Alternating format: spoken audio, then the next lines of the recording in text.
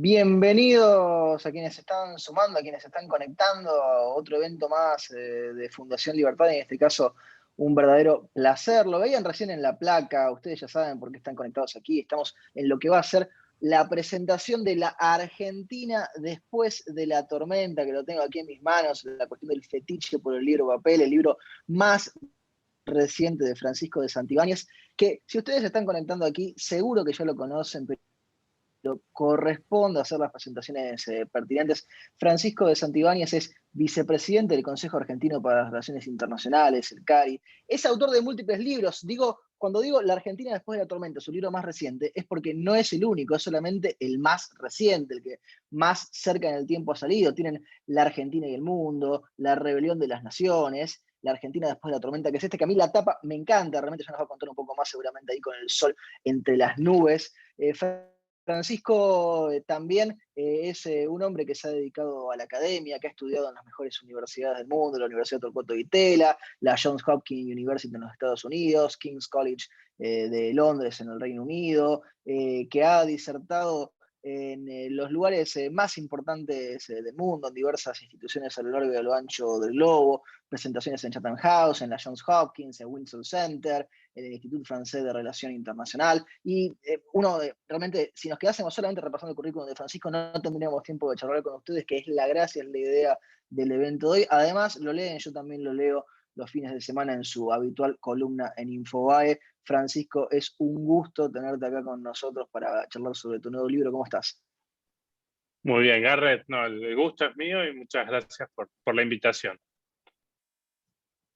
Decíamos, Francisco, que te vamos a tener aproximadamente una hora. La idea es ir teniendo una conversación sobre esta obra nueva tuya, también ir departiendo con la audiencia que está del otro lado, que si quieren ya pueden ir escribiendo en la ventanita del chat. La idea es tomar algunas de las preguntas que ustedes nos vayan proponiendo.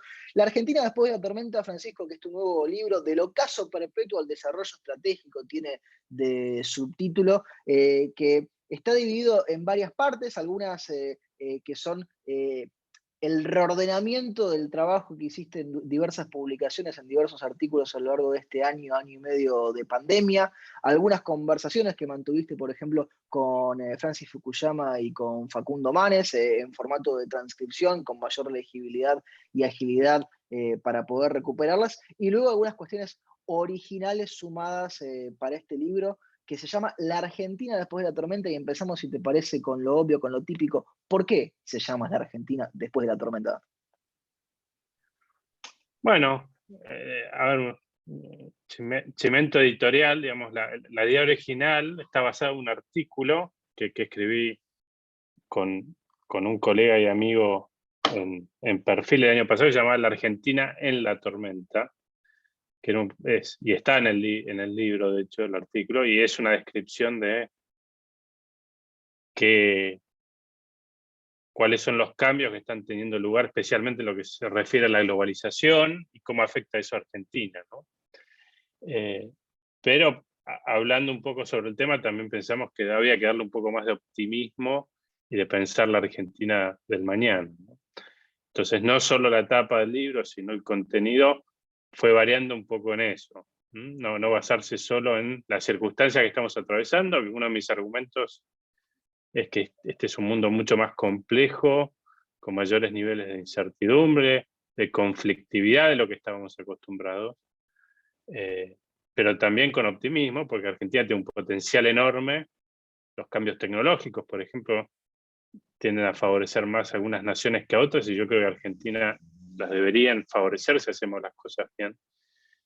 Pero en definitiva, pensar más allá de las circunstancias difíciles que nos tocan atravesar, ¿no? Que son indudables, pero que hay una oportunidad para dejar de lado la decadencia argentina, que ya lleva tantas décadas, ¿no? De dejar de administrar la decadencia, bien o mal, para pensar un país distinto y acercarnos al desarrollo. Proponés, Francisco, un montón de hilos para seguir, un montón de caminos, un montón de ideas que vas uniendo, que vas conectando. Hay mucho para tratar, mucho que también hemos tenido la suerte de conversar contigo el año pasado, y que le has dado un giro extra por caso. tomás lo que fue en los Estados Unidos la elección con Biden y con Trump y las ramificaciones que eso puede tener para la región y especialmente para la Argentina. Tomás el concepto de si hay una nueva guerra fría o no, que es una pregunta que muchos nos estamos haciendo hoy por hoy. Pero te conecto antes con esto del pensamiento estratégico, que vos lo has estudiado muy bien y que lo desarrollás en el libro. Hay una pregunta que a veces nos hacemos todos, me parece, sobre si la Argentina eh, está siguiendo un mal rumbo o está mal rumbeada, si la Argentina tiene un plan detrás o no lo hay y va a los tumbos. ¿Vos cómo lo ves esto? Bueno, creo que hay que ver un poco la historia de Argentina, ¿no? Es un tema que me detengo en mis columnas, en el libro. ¿Cuándo tuvimos una estrategia y cuándo dejamos de tenerla? Yo creo que uno de los secretos del éxito argentino, recordemos, país de los más pobres de la región, en un país desarrollado prácticamente nos convertimos, se debió a que había una visión estratégica, que básicamente la implementó la generación del 80, pero también los primeros gobiernos radicales, podemos decir, un periodo que duró hasta principios de los 40, que se basó en una Argentina posible, que fue la que pensaron, la que imaginaron Sarmiento, Alberdi, y después implementó esta generación de políticos, empresarios también, intelectuales, durante estas décadas, ¿no? Y después Argentina yo creo que perdió el rumbo, y en parte perdió ese rumbo porque dejó de pensar estratégicamente, dejó de imaginarse el país que queríamos ser consciente de los recursos que teníamos, las limitaciones, lo que pasaba en el mundo, y en base a eso desarrollar una estrategia que con las diferencias lógicas fuese compartida por la dirigencia, por la mayor parte de la dirigencia. Y eso es lo que no tenemos hoy, y creo que es uno de los motivos que diferencia a las naciones exitosas de las que no lo son, ¿no? Porque no es solo viendo la historia argentina, sino viendo lo que pasa en el mundo, y ahí yendo un poco más a política exterior, que es mi especialidad. Uno ve Estados Unidos, la diferencia que hace tener una estrategia clara de cuando no la tenés. Cuando no la tenés, empezás a cometer errores. Y así que yo creo que esa es una de las conclusiones del libro, ¿no? De los ejes conductores, la importancia de pensar estratégicamente, de salirnos del corto plazo, de discutir ideas, de no limitar la discusión, que es otro de los peligros que creo que enfrenta no solo Argentina, sino Occidente, y de esa manera ir generando de a poco consensos básicos que nos saquen del status quo, ¿no? Es un status quo, parece muy, muy preocupante. Tomás, Francisco, en el libro un posicionamiento respecto a otro tema que ocupa y que preocupa desde que arrancó la pandemia y que tiene que ver con cuál es el efecto que ha tenido y que está teniendo la pandemia sobre los procesos a nivel global. Y Tomás una posición marcando que la pandemia ha acelerado tendencias que ya estaban íncitas en lo que venía sucediendo. En la Argentina, ¿qué se ha acelerado en este año y medio? Bueno, por lo pronto las dificultades sociales y económicas, ¿no? Porque esto no solo Argentina, la región, pero bueno, Argentina venía más golpeada quizás que otros países, pero la pandemia nos ha obligado a aumentar el gasto, a implementar restricciones a veces excesivas que tuvieron un efecto negativo en la economía, y estamos viendo las consecuencias, ¿no? O sea, probablemente lo que hizo en Argentina es acelerar la decadencia en la que ya nos encontrábamos, y hoy vemos datos muy preocupantes, ¿no? Como que el 60% de los chicos en Argentina son pobres. Creo que son datos que nos llaman a tomar conciencia de la situación en la que nos encontramos, ¿no? Pero yo te diría que el principal efecto es acelerar los problemas sociales y económicos que ya veníamos arrastrando hace mucho tiempo. Propones también una categoría de análisis, Francisco, en una de las secciones, que es la de los liberales progresistas y los conservadores populares, que la usás a lo largo del libro para ir analizando lo que sucede. ¿Qué son los liberales progresistas por un lado y los conservadores populares? Digo, ¿son oxímorons o son categorías que contrastan? ¿Y cómo juegan en el ámbito internacional hoy por hoy? Bueno, a ver, mi interpretación de esto es que hay que hacer un poco de historia, lo que serían las internas de la derecha, ¿no? si uno va a antes de la Guerra Fría, el pensamiento occidental, panorama político de Occidente, había una rivalidad clásica entre conservadores y liberales. Los conservadores eran los que sostenían el viejo régimen, los liberales los que venían con una agenda de cambio, modernización, etc. Y cuando aparece la amenaza soviética y el comunismo como amenaza dentro de los países, se generan incentivos para que se produzca una alianza entre estas dos tradiciones de gobierno y pensamiento que no necesariamente son iguales, que es el conservadurismo y el liberalismo. Y eso termina en la práctica, después de un acuerdo intelectual que se llamó fusionismo, en lo que fue Margaret Thatcher, Ronald Reagan, lo que pensamos como la centroderecha en los 80 y fines de los 70. Y esa alianza fue muy sólida, pero una vez que cae el muro de Berlín ya no existen los incentivos para mantenerla, y ahí empezamos a notar una división entre estos dos sectores. Y lo que sostengo en el libro es que el liberalismo tendió a acercarse más a posiciones más progresistas.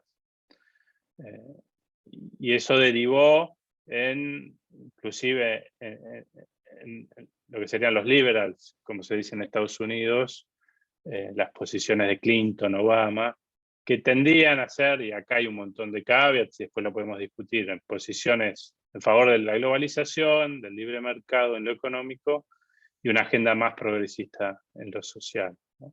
Y ahí viene lo que yo digo en el libro, que es el liberalismo progresista, para describir esta tendencia.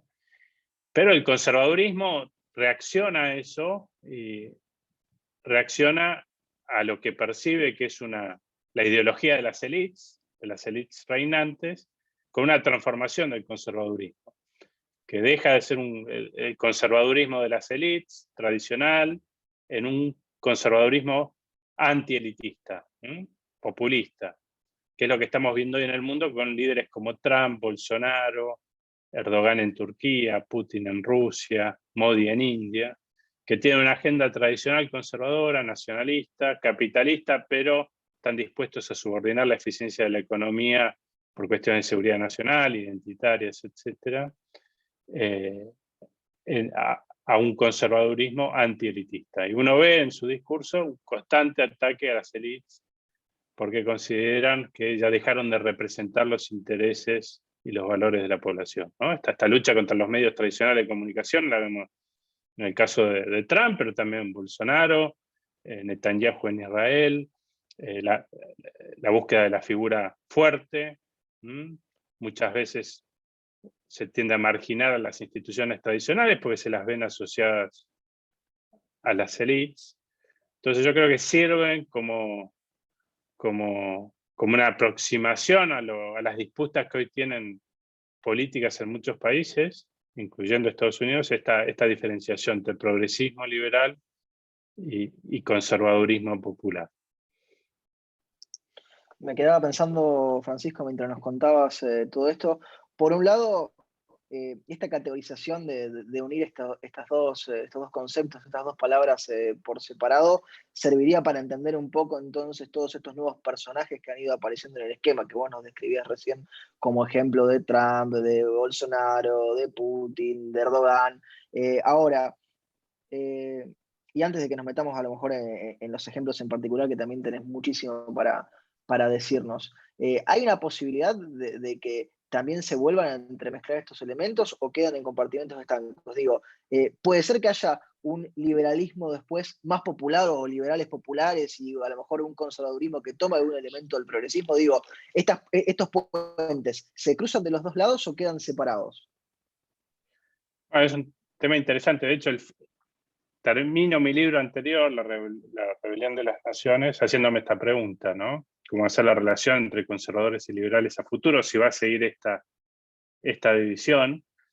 Y creo que existe la posibilidad, hay muchos escenarios posibles, escenarios muy peligrosos o escenarios que no lo son. Un escenario peligroso es que el conservadurismo popular se termine mutando en algo distinto, que es algo más parecido al fascismo, que de hecho es lo que le pasó al conservadurismo en Europa, por ejemplo, a principios del siglo XX, ¿no? Que una tradición como el conservadurismo, que tiende a desconfiar del Estado y promover las instituciones intermedias, que en política exterior es más realista y no expansionista, que no es revolucionario, sino que es tradicionalista, mute en algo más parecido al fascismo debido a las amenazas existentes o declaradas externas o internas que enfrentaría la sociedad, ¿no? Y hay discursos en el conservadurismo popular alrededor del mundo que te hacen pensar que esa es una posibilidad, ¿no? Que se transforme en algo que busque un Estado todopoderoso que representa a la población, que es un sinónimo de lo que es la nación, el Estado y el líder, una política exterior expansionista, y en una versión revolucionaria, ¿no? El cambio profundo de los valores. Yo creo que esa es una posibilidad, es quizás el mayor peligro del conservadurismo popular, pero también existe la posibilidad que vuelva a producirse una alianza entre conservadurismo y liberalismo, que va a tomar una forma distinta a la del pasado, ¿no? Pero yo creo que un nuevo fusionismo es posible, ¿no? Y después, por ejemplo, obviamente hay otro tipo de conflictos dentro de los movimientos políticos. En Estados Unidos estamos viendo, por ejemplo, dentro del Partido Demócrata, una tensión muy fuerte en los liberals, serían liberales de izquierda, históricos, y una nueva generación más radical dentro del partido, que se ve dentro del Partido Demócrata, pero también en los medios de comunicación, las instituciones culturales. Dentro del New York Times, por ejemplo, en la redacción, es sabido que hay un conflicto muy fuerte entre los periodistas históricos que quieren fomentar el diálogo y la libre intercambio de opiniones y posibilitar que las páginas de opinión del diario también estén abiertas a gente que piensa distinto. Y hay una nueva generación que es más activista y que no, que esta idea de Gramsci de son instituciones que sirven para avanzar una agenda determinada, son meros instrumentos, ¿no? Entonces, de vuelta, vivimos una etapa de confusión, polarización política, fragmentación política. Uno ve en Chile las elecciones para la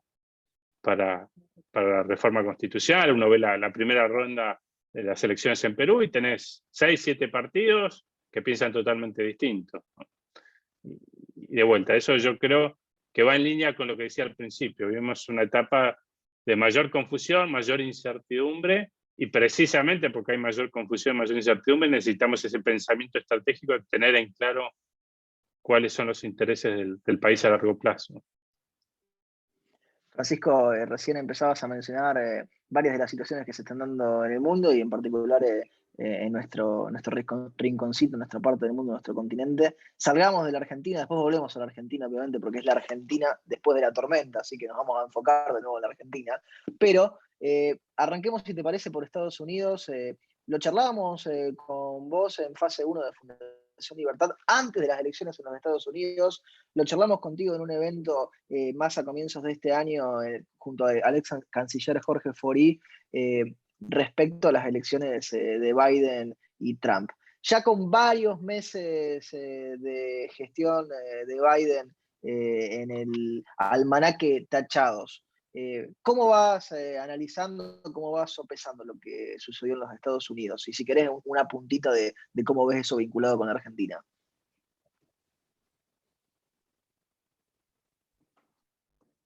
Bueno, Estados Unidos no es ajeno a lo que te decía antes, ¿no? Hay una polarización política que refleja una polarización social, que me parece que es el punto central. Trump no es importante por Trump, sino porque representó un cambio social muy fuerte en parte de la sociedad, ¿no? Biden, como señalaba antes, está a cargo de un partido dividido, quizás más que el Partido Republicano, porque desde que asumió Biden lo que vimos es que Trump claramente ejerce el poder sobre el Partido Republicano. La ideología del Partido Republicano moderno es conservador popular. Trump lo transformó de un partido conservador clásico en un partido conservador popular, como el Partido Conservador Británico se transformó en un Partido Conservador Popular con todas las disputas del Brexit. Ese es un primer punto de Estados Unidos moderno. No es que desapareció Trump y el conservadurismo popular, hoy el Partido Republicano representa esa tendencia. Y dentro del Partido Demócrata creo que Biden está tratando de hacer algo muy difícil, ¿no? Que es mantener unido al partido y por el otro lado tratar de curar las heridas de los 4 años de conflictos en la sociedad con la presidencia de Trump. Pero no es fácil porque lo más probable es que él sea un mandato de 4 años. Hay muchas diferencias dentro del Partido Demócrata y está avanzando una agenda que yo creo que es mixta, ¿no? Creo que la ambición que tenía por pasar reformas muy profundas en la economía y incrementar el tamaño del Estado y aumentar la deuda, porque con el aumento de impuestos no iba a alcanzar, está en parte trabada en el Congreso, pues es una sociedad que está muy dividida, una política que está muy dividida, Senado, recordemos, 50 y 50, Corte Suprema con mayoría conservadora, y en donde sí me parece que ha tenido una actitud más realista para destacar es en la política exterior, ¿no? Que en las últimas semanas el encuentro con el G7, el encuentro con Putin, llegar a acuerdos de reforma impositiva a nivel global, muestran un activismo que es destacable. Así que yo destacaría la política exterior de Biden. Tengo mis dudas sobre la agenda económica. De hecho, da la impresión que no está progresando esa agenda económica. Y señalar las dificultades que tiene un candidato no incómodo para los demócratas, pero que ninguno se siente del todo cercano ni los más moderados ni la ala más radical del partido. Pero de vuelta, es un desafío enorme, pero no puede hacer milagros, ¿no? Cuando tenés una sociedad tan dividida, el proceso de unión, de presentar una idea nueva, un objetivo nuevo que tienda a unir al país, no es nada fácil, ¿no? Pero mira, hoy Estados Unidos está mal, pero no es la primera vez que está mal y no es la primera vez que supera los problemas. Pensemos lo que era Estados Unidos en los 70, los 60. Un impeachment para un presidente, que es Nixon, asesinato de un presidente como Kennedy, las divisiones por la guerra de Vietnam, los conflictos en la calle, la violencia, aumento del delito, el crecimiento de la Unión Soviética como rival estratégico de Estados Unidos, y a pesar de eso Estados Unidos ganó la Guerra Fría. Reagan yo creo que logró transmitir una imagen de país, no estaban todos de acuerdo, pero motivó a la sociedad a ser más proactiva y sanó ciertas heridas y salió hacia adelante y se posicionó como la gran potencia del mundo. Entonces yo no subestimaría la capacidad que tiene Estados Unidos como sociedad, más allá de Biden y los políticos, de encontrar una salida a esta encrucijada donde se encuentra actualmente. Te tomo el punto de la política exterior estadounidense. Francisco, de paso, invito a la gente a que siga sumando preguntas, que algunas ya se han animado y las han puesto ahí en la ventanita del chat para que las compartamos. Antes de que vayamos a algunos otros puntos que tocás en el libro, como por ejemplo el conflicto de China y Estados Unidos, que es muy interesante en el contexto actual, te hago una pregunta pequeñita, un pequeño detour. Vos no solo te educaste en Argentina, sino que te educaste en el mundo de habla inglesa, conocés muy bien el tema, y hablaste de lo de Putin, ¿no? Y Biden. ¿Cómo tomaste la traducción o el intento de interpretación que se hizo en los medios de esa frase de Biden sobre Putin de he's a killer? Que hicieron un gran aspamento acá, pero vos ¿cómo lo analizás? Que lo tomás desde el inglés directamente. No, mira, yo te diría que cómo se explica esa reunión y esa frase es Rusia es un actor fundamental hoy en día del sistema internacional, porque quizás de los estados importantes es el que tiene mayor margen de maniobra. Hay un conflicto estratégico entre dos grandes potencias, son China y Estados Unidos. La mayoría de los países medios se están aliando a Estados Unidos por temor al crecimiento chino, especialmente los países de Asia, Japón, de Oceanía como Australia, India inclusive. Pero Rusia tiene el poder militar suficiente y los incentivos necesarios para tener un amplio margen de acción. O sea, Rusia puede, en teoría, aliarse con Estados Unidos o aliarse con China o mantenerse neutral en la disputa. Y eso lo vuelve un actor muy atractivo. Y yo creo que la relación de Putin con Biden o de la administración actual demócrata y Rusia tiene que ver con esto. Tenés los que están a cargo de la política exterior, son de la vieja guardia, son diplomáticos de carrera, cercanos a Biden, y me parece que ellos entienden que necesitan a Rusia como aliado en la disputa con China. La gran estrategia de Estados Unidos es contener el crecimiento de China. Y como hizo Nixon hace varias décadas de romper la alianza entre la Unión Soviética y China, acercándose a China, podemos pensar que hoy Biden podría hacer algo parecido.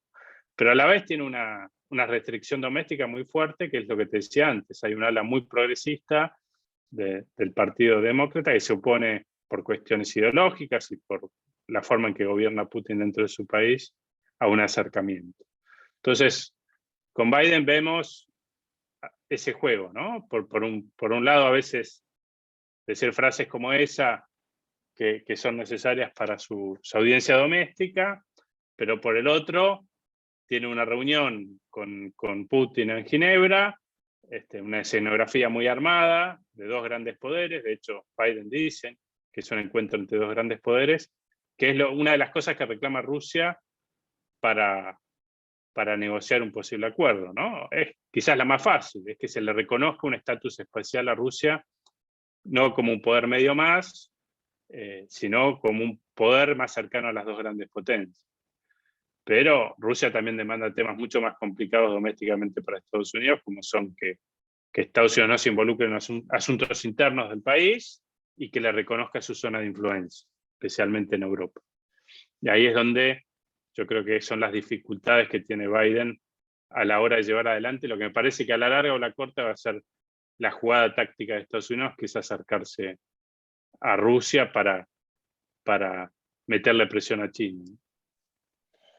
Quedémonos en China, que lo tratás en el libro, Francisco, con un Xi Jinping que te pregunto, ¿no? Si bien para mí es inescrutable, ¿qué piensa Xi Jinping de Argentina? Digo, cuando repasa los informes que le dan sus asesores o cuando lo tiene Alberto Fernández conectado en los 100 años del Partido Comunista Chino, digo, ¿qué pasa por la cabeza de Xi Jinping sobre esta parte del mundo? Primero, tanto con Estados Unidos como con China tenemos que ser conscientes de que no somos una prioridad, estamos lejos, no tenemos mucho poder, nosotros ni nuestros vecinos, así que no es que pierdan el sueño pensando en Argentina y qué sucede en Argentina. Yo creo que la percepción de Xi y de China en general es que es una fuente de recursos naturales que China necesita para seguir creciendo, que es una región estratégicamente importante porque es el patio trasero de Estados Unidos. Estados Unidos es la gran potencia mundial, en parte porque es la área, es el único país que domina militar y políticamente su propia región, que es el hemisferio occidental. Entonces, como Estados Unidos se mete en el área de pertenencia a China, que es Asia, perfectamente China puede intentar meterse en el área más cercana estratégicamente a Estados Unidos. Y a diferencia de lo que pasó en la Guerra Fría, hoy China tiene mucha influencia económica, especialmente en los países del Cono Sur, ¿no? Pues somos bastante compatibles en lo económico. Así que estamos lejos de ser la prioridad, una prioridad para China. África es más importante, Medio Oriente es más importante. Pero en esta disputa global somos una pieza más, ¿no? Dentro de esta disputa con Estados Unidos, y no me sorprendería que en los próximos años notemos cada vez más en claro esta disputa entre las dos potencias en Argentina y en la región. Nos vamos adentrando en el meollo de la Argentina después de la tormenta, Francisco, porque ya nos estamos metiendo más en la Argentina, pero antes de que lleguemos a eso, te te robo un comentario sobre tu opinión profesional de lo que está pasando en Chile ahora con la reforma constitucional. ¿Cómo vas viendo estos primeros pasos de la Convención Constituyente? Bueno, hay distintas formas de verlo, ¿no? Hay una mirada más optimista en el sentido de que hay nuevos actores que están marginados de las discusiones políticas, la toma de decisiones en Chile. Pero no hay que olvidarse de la incertidumbre que esto genera a futuro, ¿no? No está claro qué va a pasar en Chile de acá a 2, 3 años, 5, 6 años, ni que hablar 10, 15 años. Y eso uno de los efectos que va a tener, me parece, es bajar fuertemente la inversión y el dinamismo económico. Y lo que sería más grave, que creo que es lo que todos nuestros países tienen que trabajar para que no suceda, es un quiebre político en el sentido de una gran polarización política en donde ya no hace a un proyecto común, ¿no? Y Chile en ese sentido había hecho un progreso muy importante en las últimas décadas. No es perfecto como ningún proceso de crecimiento político y económico,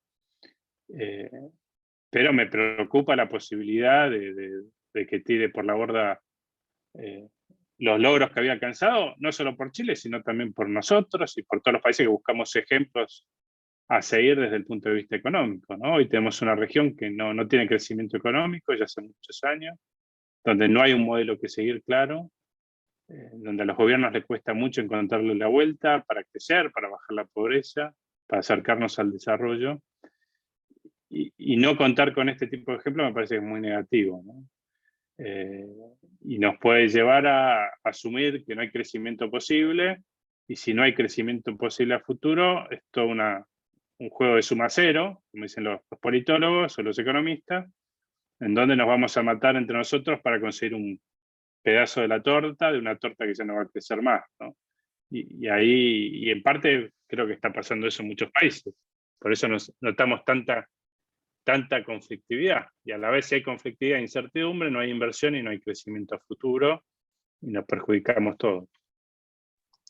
Vamos tomando algunas preguntas de la gente que nos está acompañando, Francisco, las vamos hilando. Analía Martínez dice, por ejemplo, según su criterio, ¿qué cree que fue lo que hizo posible que Estados Unidos se rearmara y saliera adelante? ¿Cree que eso es posible en un país como el nuestro, actualmente también muy fragmentado? Y yo tomo ahí, Marco, que en la Argentina, después de la tormenta, tenés sendos capítulos dedicados a los desafíos de la Argentina y los déficits que tiene la Argentina actualmente.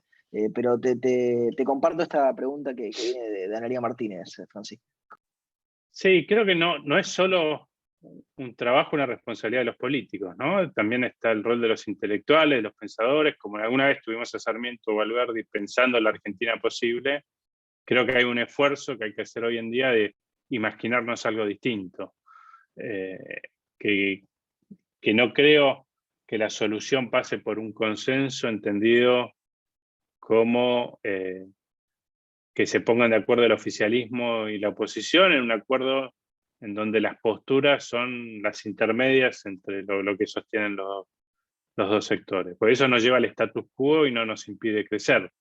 El desafío que tenemos por delante es enorme y necesitamos transformaciones. Yo creo que hay que pensar en términos de una síntesis superadora y con una visión de futuro, que nos saque de la coyuntura.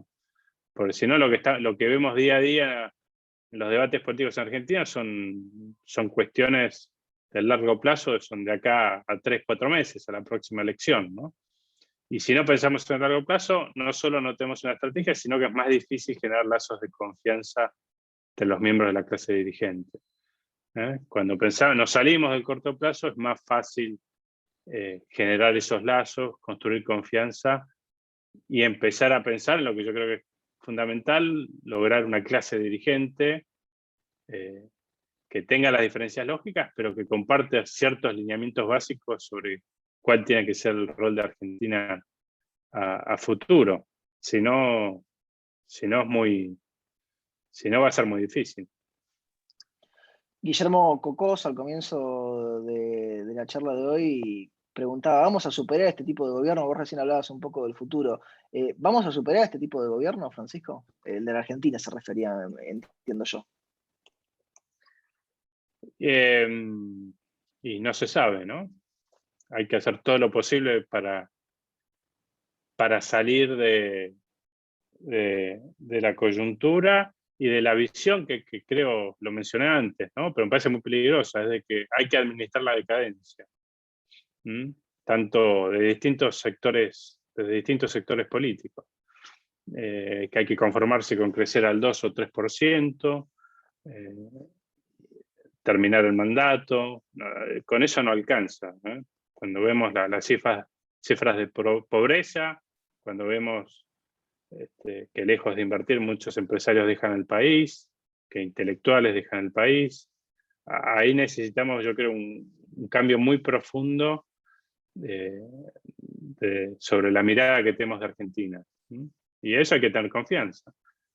Que los cambios que se están produciendo en el mundo, muchos son positivos para Argentina, los cambios tecnológicos, la mayor demanda de alimentos desde Asia, son todos fenómenos que, si los sabemos aprovechar, si nuestra dirigencia lo sabe aprovechar, nos pueden permitir salir del estado en que estamos. Pero lo primero es no perder la confianza, ser optimista, pero requiere mucho esfuerzo, requiere pensar un país distinto y ponerse a trabajar para alcanzarlo. Me corrijo primero con lo anterior, era Guillermina Cocos, eso de a veces no ponerse los lentes uno le erra. Tenemos, a ver, quiero que nos compartas, Francisco, porque están íntegras, transcritas tus conversaciones con Facundo Manes y con Francis Fukuyama. A ver, no entero porque la idea es que la gente se quede con las ganas de ir y de comprar la Argentina después de la tormenta y de leerlo, pero si tuvieras que destacar una o dos perlitas de esas conversaciones con estos dos personajes que tuviste, ¿cuáles te vienen primero a la cabeza? No, en el caso de Fukuyama, que fue profesor mío y siempre mantuve una relación, es revisitar la idea del fin de la historia y el estado actual del liberalismo, ¿no? Recordemos que Fukuyama hablaba del fin de la historia no como un fin temporal, que con la caída del muro de Berlín la historia había llegado a su fin, sino que el fin de la historia como objetivo. La democracia liberal, capitalista, era el objetivo al que todas las sociedades iban a tratar de alcanzar. Momentos en que eso iba a ser posible, momentos que no, iba a haber retroceso, pero es esta visión hegeliana de la historia se dirige hacia allá. Y hoy, inclusive esta interpretación, que es la correcta del pensamiento de Fukuyama, también está cuestionada y es lógico por fenómenos como China, ¿no? China, esta potencia que crece, no es una democracia liberal. Entonces yo creo que la conversación con Fukuyama me parece muy importante esta reflexión de cuáles son los peligros que hoy enfrenta el liberalismo por enemigos externos y por errores propios. Y con Facundo Manes, el otro día me preguntaban en una entrevista qué tenía que decir sobre él. Yo destaco su transparencia y la idea esta que yo comparto de hay que buscar nuevas ideas en el mundo, que funcione y que no funciona, porque lo que tenemos hoy claramente no funciona, ¿no? Yo creo que eso hay que ser realistas. Está muy claro que estamos cometiendo errores en términos de ideas y de políticas públicas. Entonces hay que mover un poco el avispero, ¿no? Eso me parece importante del diálogo con Facundo Manes. Sí, lo de Fukuyama, lo que comentabas es realmente interesantísimo, siempre para revisitarlo, Francisco. Y lo de Manes, sin duda alguna, que toma un redimensionamiento con lo que son las elecciones ahora que se vienen, que es un tema aparte y que no es de costado, pero digo que resignifica seguramente la posibilidad de leer la entrevista con los ojos del presente. Pero siguiendo con el rol de la Argentina, hablamos del mundo, hablamos de la Argentina un poco por dentro, nos vamos a quedar también en lo doméstico, pero y hablaste de la irrelevancia, ¿no?, de la Argentina para los grandes jugadores, para los grandes players en el concierto internacional. Eh, ¿Qué partido está jugando en el mundo argentino hoy por hoy? No el partido del sábado, que ese seguro le vamos a estar prestando atención, sino ¿A qué juega la Argentina hoy por hoy cuando se contacta con los que están afuera? Lo que pasa en Argentina, y no solo en Argentina, sino en muchos países de la región, es que la política exterior o la estrategia de inserción internacional está muchas veces subordinada a consideraciones de política doméstica. Y eso es muy malo. Y un ejemplo es la relación con Brasil. Tanto del lado de Brasil como de Argentina, ¿no? Se utiliza esa relación para afianzar los lazos con un líder en la posición que es de la misma ideología del gobierno actual, o para expresar frases que caen simpáticas en la audiencia doméstica, pero eso no es una estrategia de inserción internacional o de política exterior, ¿no? Así que te diría que no hay una estrategia clara de inserción, ni siquiera desde el punto de vista ideológico, sino que está esta tendencia de subordinar la política exterior a consideraciones domésticas. Y de vuelta, y eso pasa cuando no hay una visión de largo plazo, no hay una clase dirigente con lazos de confianza que pueda llegar a consensos básicos, como existió en el pasado, ¿no? De vuelta, desde 1880 a principios de 1940, Argentina tenía una estrategia de inserción.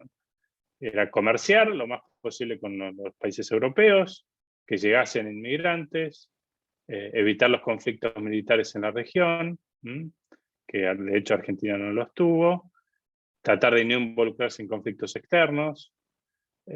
Había algunos lineamientos. Hoy eso no existe. De los pocos lineamientos que había desde la vuelta a la democracia, que era la relación con Brasil, hoy también está en duda, como con el resto de los socios del Mercosur, ¿no? Está el ejemplo, bueno, la votación en la CAF, el candidato argentino no obtuvo ningún apoyo de los países del Mercosur.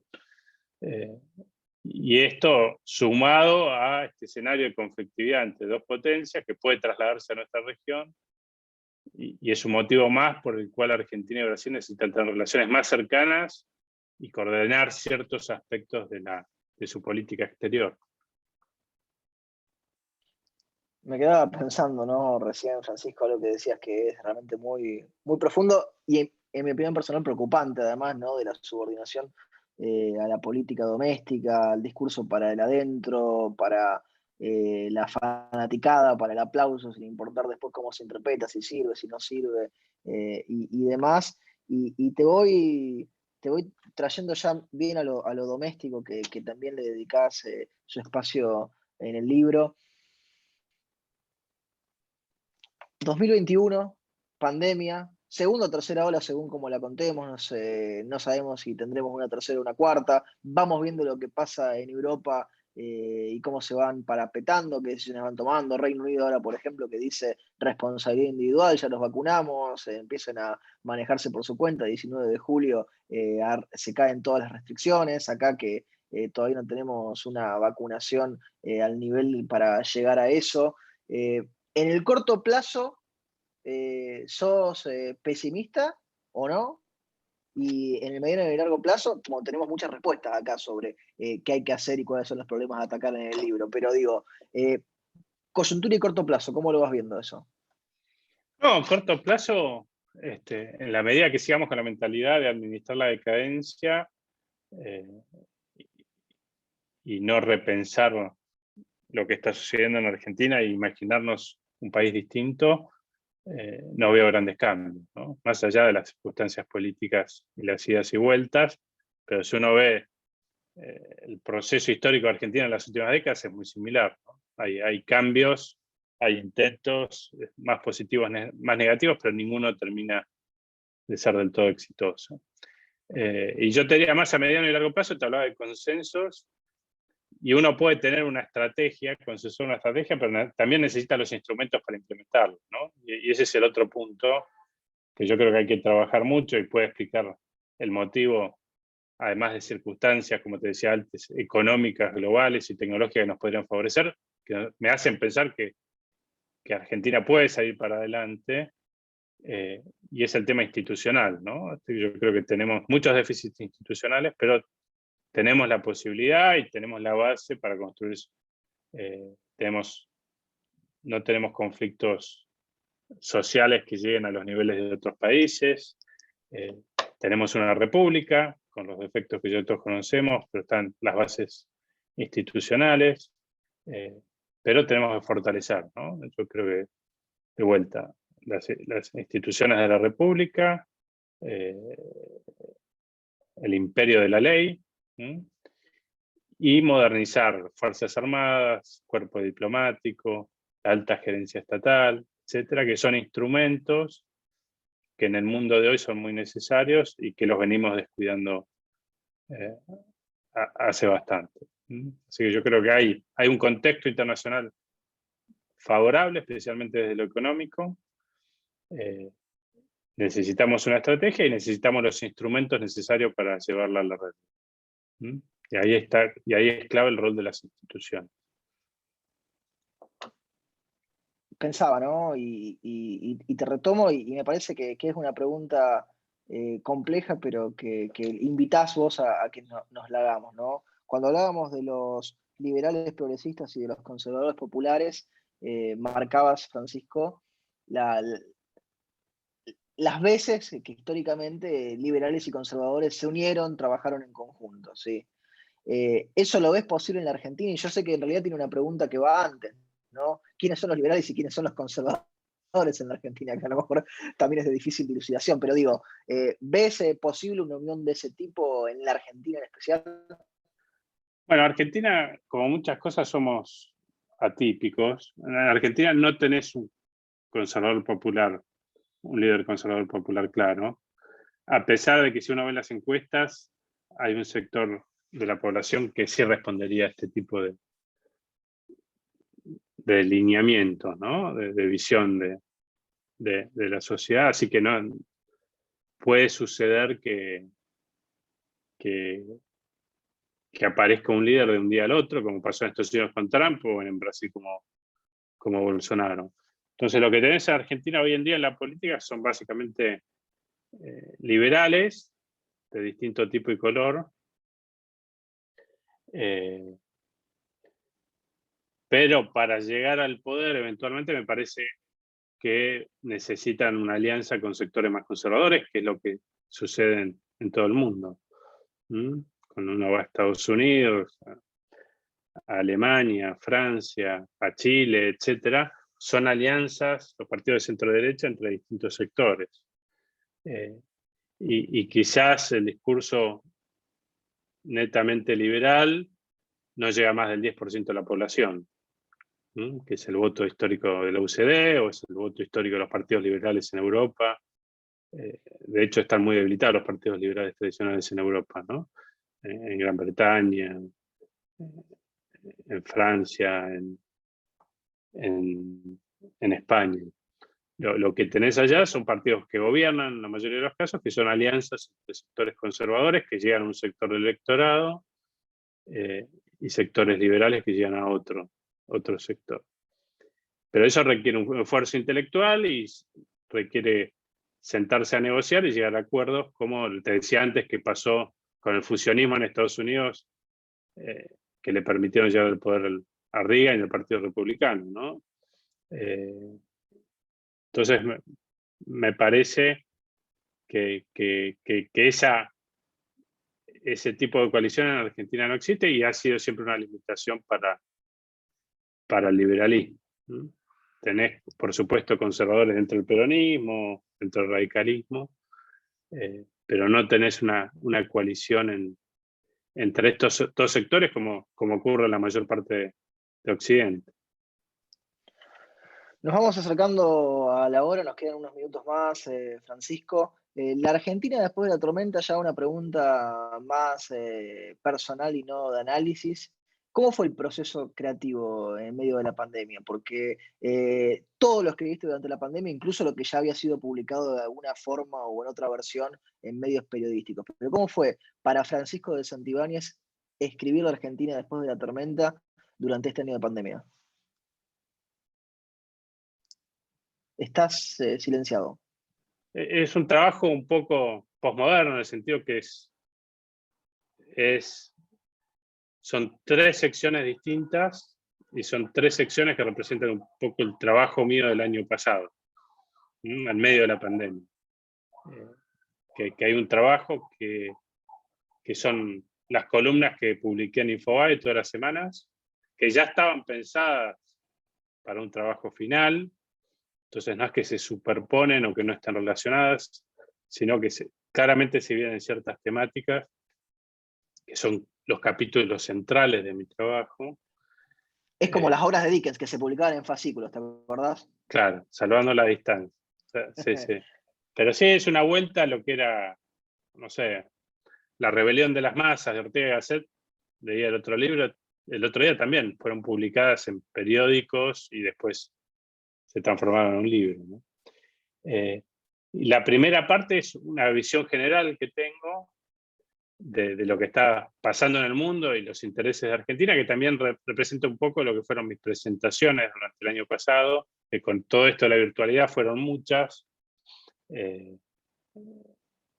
Y la última parte, que me parece que son los dos diálogos que tuve con Manes y con Fukuyama. De hecho, el diálogo con Manes fue una entrevista que me hizo Manes en las redes sociales de él, pero que fue más un diálogo que una entrevista. Y el diálogo con Fukuyama lo tuve en un evento del CARI, en que dialogábamos juntos, ¿no? Pero creo que igualmente, y ahí hubo un trabajo de edición importante y de esfuerzo de que tenga mucha coherencia la obra, a pesar de que son 3 secciones diferentes. Creo que las líneas, los principios básicos del libro se encuentran en las tres secciones, y la última sección en particular, de vuelta, la forma del diálogo, me parece que es importante darle mayor visibilidad en general, promover más el diálogo, porque es lo que necesitamos también en Argentina, ¿no? Mayor libertad de expresión, de diálogo, de llegar a conclusiones, inclusive en los que pensamos distinto. Creo que en ese principio básico del liberalismo, que es la mejor forma de encontrar la solución a los problemas, ¿no? Así que te diría que fue un año de mucho trabajo, y siempre pensando en que el producto final de ese año de trabajo fuese este libro. Y Francisco, con pocos minutos por delante para cierre, la pregunta más importante de todas, por lo menos para mí es la más importante, porque si estamos hablando de tu libro, La Argentina después de la tormenta, tenemos que preguntártelo. Si la gente lo quiere leer, ¿qué tiene que hacer, Francisco? No, bueno, tardó un poco, pero hoy en día ya se encuentra en las librerías, no debería haber problemas. Está en versión digital, y también en el exterior se consigue a través de Amazon. Esta es una de las cosas que descubrí en el mundo editorial, es que uno compra libros, se imprime en el exterior y te lo mandan por correo. Así que La globalización. todo el abanico posible de posibilidades está abierto para conseguir el libro. Perfecto, entonces lo pueden comprar por internet, lo pueden comprar en el exterior y se los imprime Amazon, lo pueden comprar en las librerías en formato físico, para los que tienen el fetiche de ir a tocar los libros todavía al momento de adquirirlos. Francisco, agradecerte por el tiempo que te has tomado para charlar con nosotros, con la gente. Siempre es un placer tenerte aquí en Fundación Libertad. A la gente agradecerle también que está del otro lado. Recomendarles la lectura del libro, porque lo que charlamos es apenas una partecita de lo que está dentro. Francisco, yo no sé si querés decir algo más antes de que cerremos. No, agradecerte a vos, Garrett, a Fundación Libertad, con la que mantengo una relación de hace mucho tiempo, y que tengo mucho respeto y cariño por los que forman parte de la Fundación, y nos mantenemos en contacto. El placer siempre es nuestro, Francisco. Agradecerle a la gente del otro lado. Estamos cerrando la presentación del libro de Francisco de Santibáñez que hemos hecho hoy aquí, La Argentina después de la tormenta. Así que ya saben, van los que se quedaron con ganas de seguir charlando y con Francisco, charlan con él a través de su libro, que él ahí deja parte de sí mismo en la obra, como diría Humberto Eco. Francisco, agradecerle a la gente, y nos estamos reencontrando en próximos eventos de Fundación Libertad. Hasta la próxima.